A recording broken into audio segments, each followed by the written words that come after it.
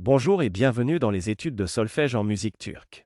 Je veux commencer notre première leçon en parlant de sciences solides et solides. Comme vous le savez, il existe différents types de musique dans de nombreuses régions du monde.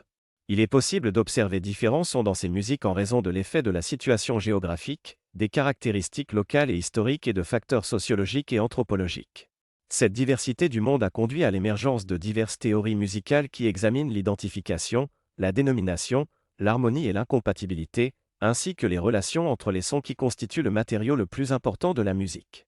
Grâce à ces études théoriques, les musicologues ont obtenu des nombres inégaux tels que 17, 22, 24, 36, 41, 53 dans une octave.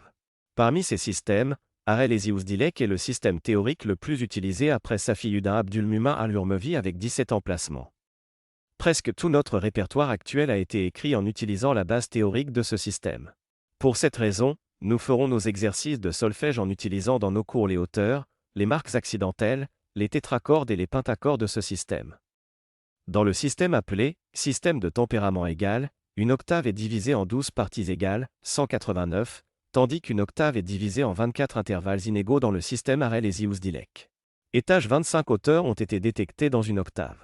Les intervalles et hauteurs qui ne sont pas dans le système théorique mais utilisés dans l'application sont le plus gros inconvénient de ce système, mais le support du système modèle exercice en plus de la note compense dans une certaine mesure ce défaut. Bien que des tentatives soient faites pour introduire de nouveaux systèmes de hauteur et d'intervalle en raison des déficiences du système, la pratique ne s'est pas encore généralisée. Après ces brèves informations, nous aborderons le sujet des intervalles et des hauteurs dans le système Arel-Esius-Dilek dans notre prochaine leçon.